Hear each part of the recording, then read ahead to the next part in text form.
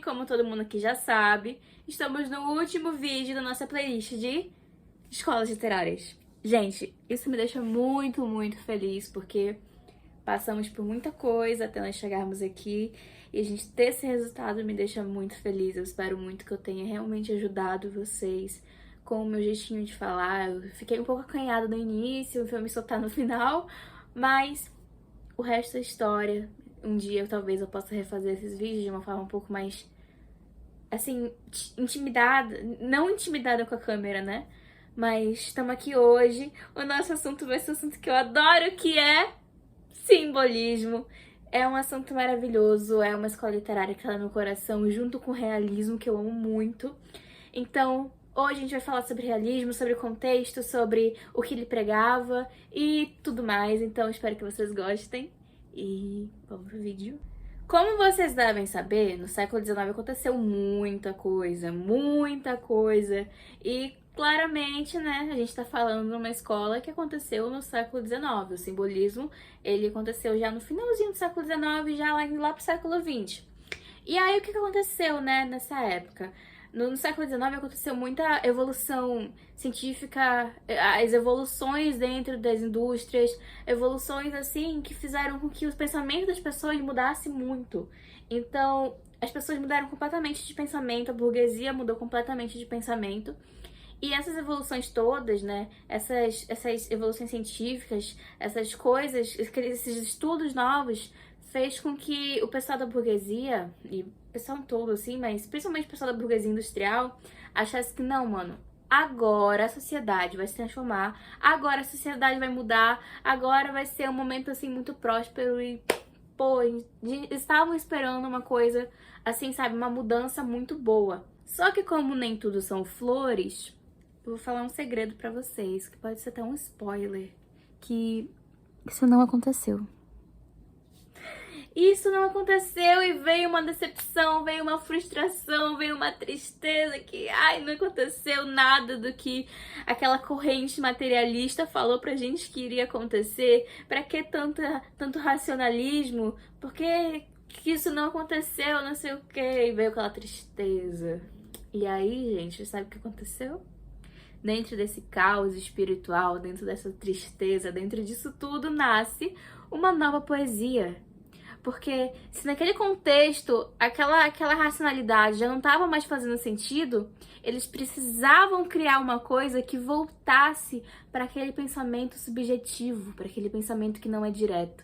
E aí surge o nosso querido e amado simbolismo, uma escola literária incrível. O simbolismo, ele veio com essa força de quebrar essas ideias do racionalismo, do realismo, né? Aquela questão lá desse cientificismo e tudo mais, porque já não estavam fazendo sentido, já não mudaram nada na realidade deles, algumas coisas pioraram, e aí eles estavam com esse rancor, com essa frustração, então eles precisavam jogar isso em algum lugar, e o simbolismo ali foi se criando. Então o que aconteceu?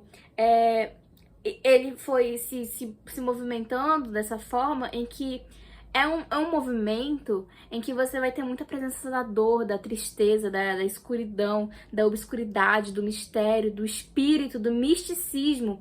Você vai ver muitas coisas que foram puxadas do lado do romantismo. Lembra daquele romantismo de segunda geração? Que era uma coisa obscura, que era uma coisa sobre morte, sobre o espírito, sobre se livrar de uma realidade. A gente vai ver essa questão do espiritual, do místico, essas questões a gente vai ver aqui no simbolismo, porém o simbolismo, mesmo trazendo essas pautas que tem lá no romantismo, ele não é um movimento romântico, ele é um movimento contrário ao romantismo, porém com algumas coisas lá dentro que são muito inspiradas na geração romântica, tá bom? Então, lembrem disso. No Brasil, o simbolismo ele não fez tanto sucesso como ele fez na Europa, porém, a gente precisa sim dar nome e mostrar os nossos dois grandes autores dessa época, que foi Cruz e Souza e Alfonso de Guimarães.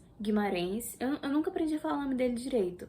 Porém, eles são dois autores incríveis, eu admiro muito Cruz e Souza, eu adoro o trabalho dele, eu adoro ver a forma que ele escrevia, a história de vida dele é uma coisa, assim, muito boa de conhecer, É muito triste, porém é uma realidade que é muito bom a gente estudar sobre, a gente tá por dentro. Então, eu não vou falar aqui sobre a biografia deles dois, porém eu vou deixar na descrição. Eu peço gentilmente para vocês lerem, porque é muito bom a gente ter uma ideia do que era a vida deles, pra gente entender muito mais sobre as obras, pra gente entender muito mais sobre o contexto em que eles estavam dentro do simbolismo.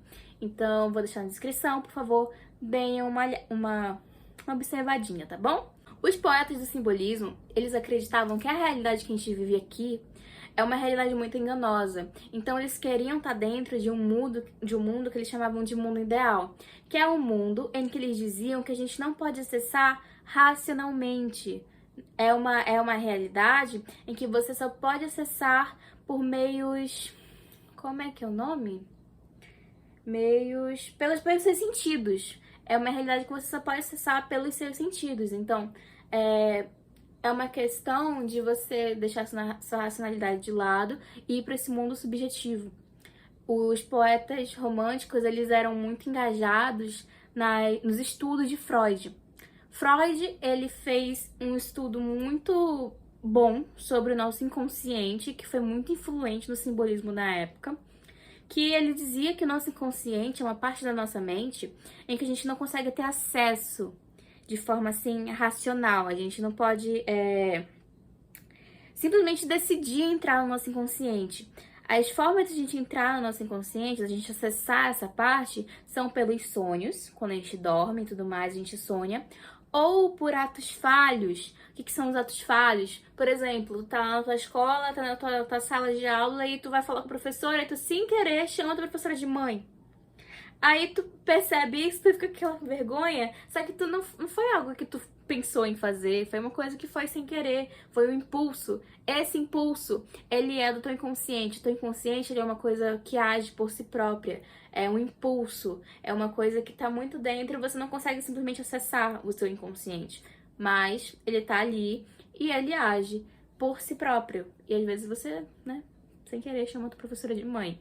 Então, eles têm essa ideia do inconsciente, eles buscam muito os estudos da metafísica, eles falam muito sobre os sonhos nas suas obras. Os sonhos são uma coisa muito buscadas pelos poetas, porque é isso de você conseguir acessar uma parte de você que você não consegue sozinho, sabe? Essa coisa mais metafísica, acho que é metafísica, essa coisa mais do inconsciente mesmo, eles olhavam muito pra isso. Agora, entrando um pouco nas características, as artes simbolistas, elas eram muito puxadas como se fosse quase uma religião. Eles colocavam muito do espiritismo e do misticismo dentro delas.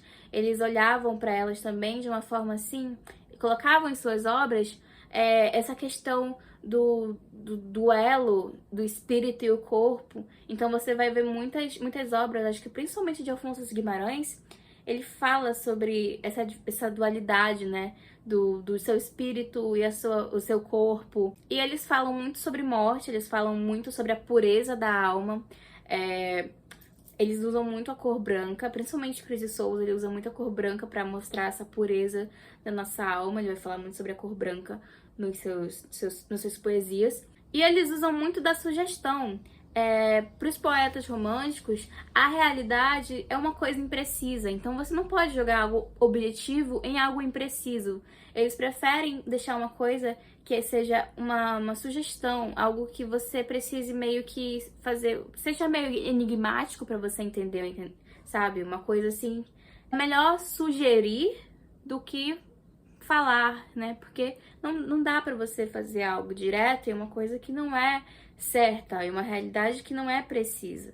A gente percebe também nas poesias simbolistas que eles usam muito da musicalidade. O que é musicalidade? Eles têm muitas rimas, você vai lendo assim e você vai notando que você vai fazendo meio que uma cançãozinha, sabe? É uma coisa mais cantada. E eles usam muito de figuras de linguagem como a literação, a assonância e a a sinestesia. Eu vou deixar na tela o que é cada um pra você dar uma lidinha. E eles também vão manter aquela ideia do parnasianismo da forma, de uma forma bonita, sabe? Uma forma perfeita, de uma estética bonita pra sua obra. Então não vai ser igual, por exemplo, aos textos românticos, que não era uma coisa assim tão pensada.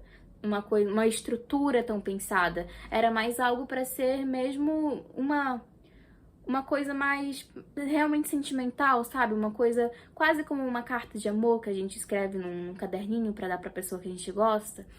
Não, aqui no simbolismo vai ser algo estruturado, como a gente vai ver, né? Eles vão pensar, eles vão colocar palavras dentro do seu texto que tem letras maiúsculas, que não precisava estar ali, mas eles colocam para dar uma ênfase, para dar uma sonoridade. Então é uma coisa, uma estrutura muito bem pensada dentro do simbolismo e que eu acho muito linda. Eu acho que o que eu tinha para falar para vocês sobre o simbolismo foi realmente isso.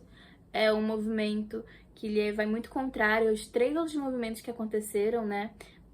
Ele resgata ainda isso da forma do parnasianismo, mas ele é contrário ao racionalismo, ele é contrário àquelas ideias do naturalismo e realismo, porque para ele já não estava fazendo sentido, então eles precisavam jogar isso em cima de outra coisa, de uma outra forma. E aí traz ele resgate do romantismo, ainda sendo antirromântico, porém agora sendo sentimentalista novamente, sendo subjetivo novamente, sendo uma outra forma, uma outra maneira, resgatando aquelas escolas anteriores, porém agora se reinventando. Eu acho isso muito bonito no simbolismo, porque não é o contrário completamente de outra coisa, mas é uma junção, praticamente, daquela dor, daquela decepção, daquela frustração, junto com já as coisas que foram criadas durante aquele processo. Eu acho isso muito bonito, eu acho a estrutura muito bonita, eu acho a forma da escrita muito bonita,